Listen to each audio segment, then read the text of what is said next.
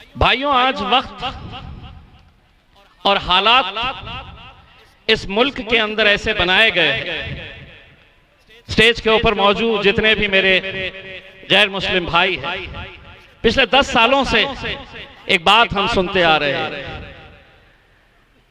इस देश में कुछ लोग कहते हैं कि हिंदू खतरे में है, कुछ लोग कहते हैं कि मुसलमान खतरे में है।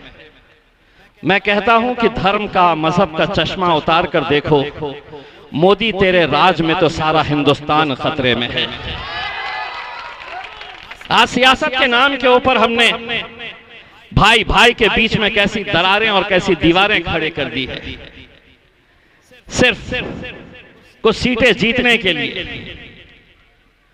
अपनी सियासी दुकान चलाने के लिए। इस मुल्क की खूबसूरती यही है जो आज स्टेज के ऊपर हमें दिखाई दे रही है। लेकिन जाति, धर्म और मजहब के नाम के ऊपर लोगों को बांटने का काम, मुझसे मीडिया वाले पूछते हैं कि तुमने 5 सालों के अंदर क्या काम किया। मैं उन्हें ये नहीं बताता हूं कि मैंने कितनी सड़कें बनाई है, कितनी सभागृह बनाए हैं, कितने और तरक्याती काम किए हैं। मैं उन्हें ये कहता हूं कि मेरे शहर के अंदर जो जाति, धर्म और मजहब की दीवारें खड़ी की गई थी, उन दीवारों को गिराने का काम इम्तियाज जलील ने किया है, और इससे बड़ा कोई काम नहीं हो सकता है। राणा साहब, मुझे बताया गया है कि आपके खिलाफ जो उम्मीदवार है वो इस जमीन से ताल्लुक नहीं रखते हैं,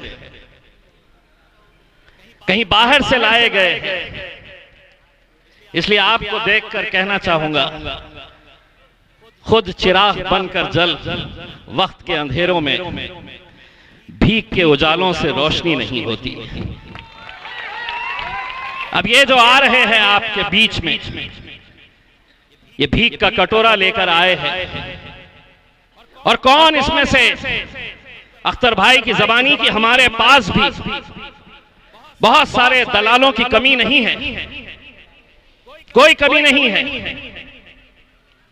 इस मुल्क से हमारी क़यादत अगर खत्म हुई है तो ऐसे ही चंद दलालों की वजह से, जो इलेक्शन के वक्त चंद टुकड़ों की वजह से अपना ज़मीर बेचते हैं। आज भी आ रहे होंगे, आज भी बोल रहे होंगे, मजलिस यहां पर क्यों आई है, क्यों लड़ रही है, हैदराबाद की जमात है। कितने कहते थे कि ये हैदराबाद की जमात है, एक एमपी है, जिंदगी भर एक ही एमपी रहेगा। लेकिन अल्हम्दुलिल्लाह बैरिस्टर असदुद्दीन अवैसी साहब अब पार्लियामेंट में अकेले नहीं बैठते, उनका भाई इम्तियाज जलील भी वहां पर जाकर बैठता है। और मैं वो मंजर तस्वर कर रहा हूं, आदिल भाई, पार्लियामेंट का पहला दिन, असदुद्दीन अवैसी साहब बीच में बैठे, उनके दाहिनी तरफ अख्तरुल ईमान साहब बैठे, उनके बाएं तरफ हमारे राणा रंजीत साहब बैठे। मैं असद साहब के बाजू नहीं बैठता हूं, मैं पीछे बैठता हूं, और अभी भी पीछे ही बैठूंगा। इसलिए पीछे बैठता हूं कि जब भी असद साहब खड़े रहते हैं तो ये आरजेडी वाले, जेडीयू वाले, कांग्रेस वाले, भाजपा वाले, इन्हें बड़ी तकलीफ होती है शेरवानी को देखकर, बड़ी तकलीफ होती है। पहले उनसे होती थी, बोले अब दूसरा आया है, ये भी बहुत बोलता है। अब ये 2 बोलते हैं तो ये तीसरे साहब क्या कम बोलते हैं क्या करके? तो वो मंजर तसव्वुर करिएगा। और उस दिन कौन कितने जीत कर आया है, कौन सी पार्टी कितनी आई है, ये मायने नहीं रखेगा। मोदी तो अमित शाह से यही सवाल करेगा, रे ओ सांभा कितने आए रे इस बार। मेरे भाइयों, मैं आप लोगों से इत्तेहाद की भीख मांगने के लिए आया हूं। मुझे मालूम है कि आने वाले 2 दिनों के अंदर आपके बीच हमारे ही अपने कुछ लोग आएंगे और ये कहेंगे कि नहीं, इन्हें वोट देंगे तो वो जीत जाएगा, ये जीत जाएगा। सब एक ही थाली के चट्टे बट्टे हैं। 2014 के अंदर जब मैं खड़ा हुआ था तो हमारे ही अपने लोग कहते थे कि अब बड़ी आसानी के साथ शिवसेना जीत जाएगी। 2019 के अंदर जब लोकसभा के लिए खड़ा रहा तो लोगों ने कहा कि अब तो कोई मुकाबला ही नहीं है, बड़ी आसानी के साथ, क्योंकि ये वोट काटने के लिए आए हैं, ये सिर्फ वोट काटेंगे, भाजपा शिवसेना फिर से जीत जाएगी। मैंने अपने नौजवानों से कहा था कि नौजवानों, एक ताकत बनकर खड़े तो रहो, एक धक्का लगाओ तो सही। अल्हम्दुलिल्लाह ऐसा धक्का लगाए, 20 साल के शिवसेना को ऐसा उखाड़े फेंके।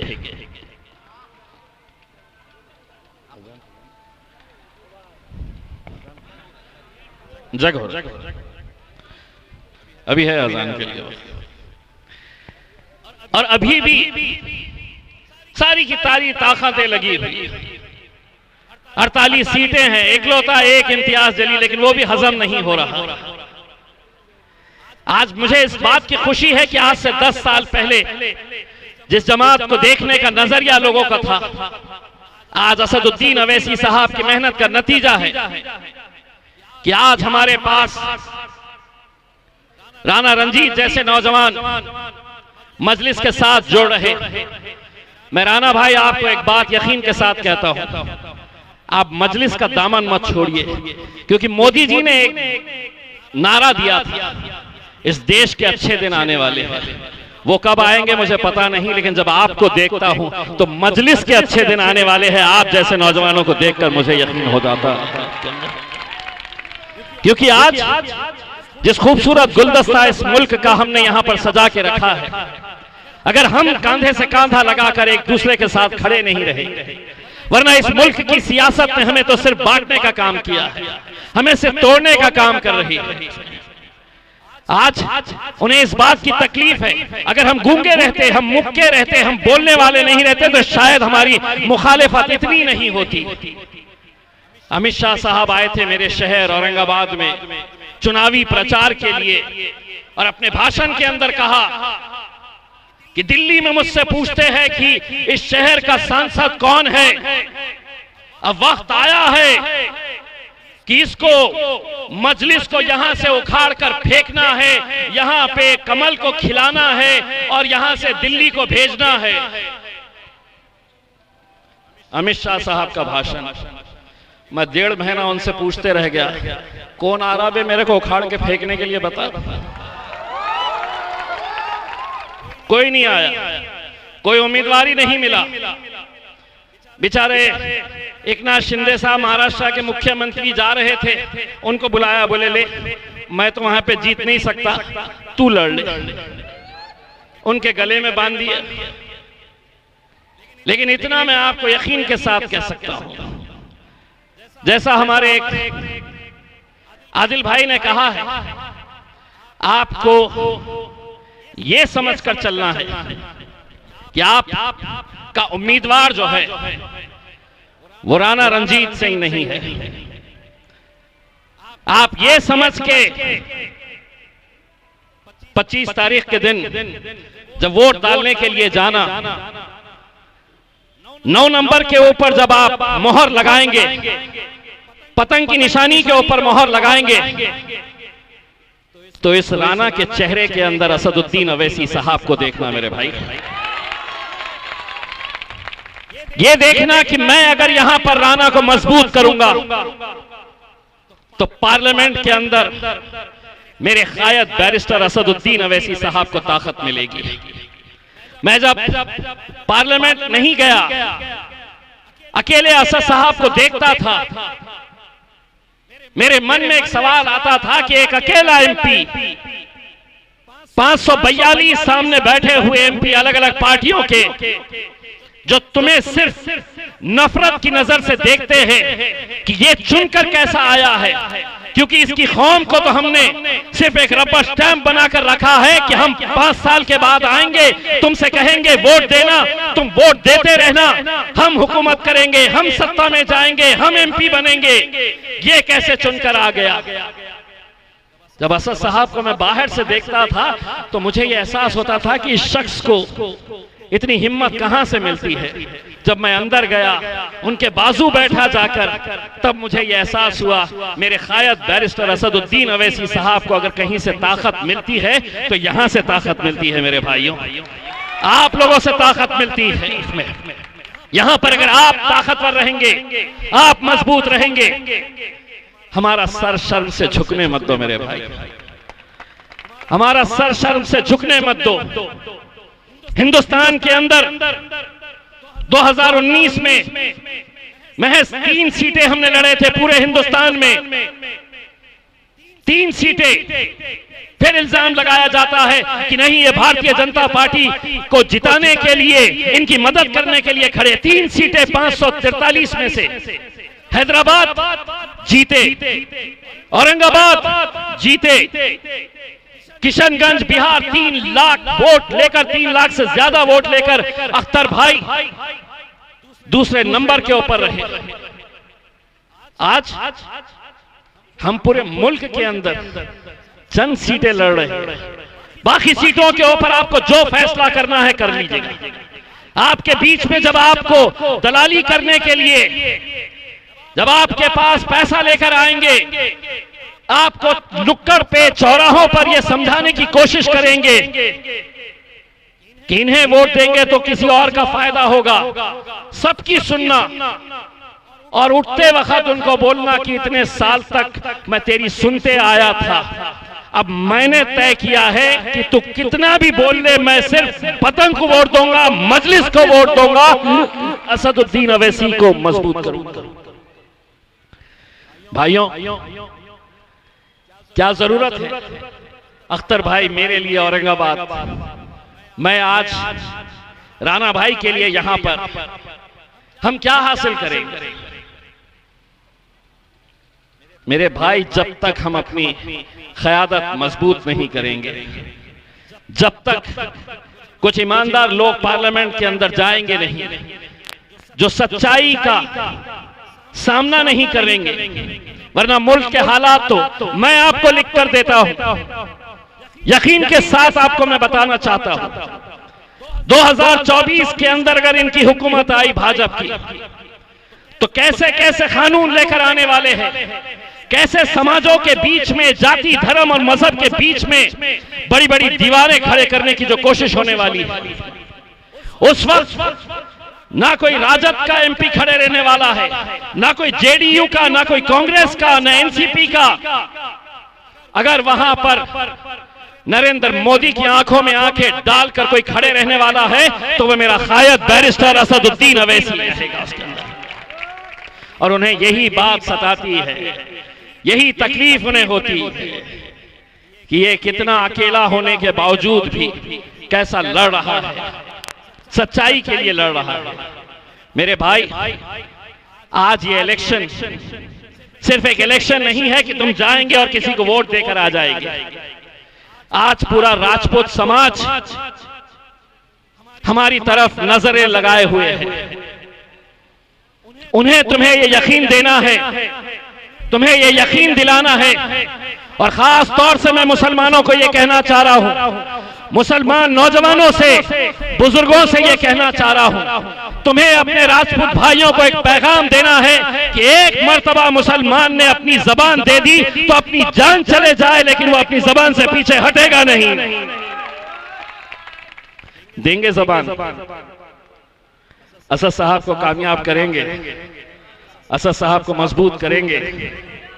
ये समझ लीजिएगा कि आज के बाद जितने भी नौजवान यहां पर बैठे हुए हैं, 2 दिन के लिए अपने अम्मी से, अपने दोस्तों से, अपने भाइयों से, सबसे कह दीजिएगा कि 2 दिन के लिए मैंने अपना नाम बदल चुका हूं।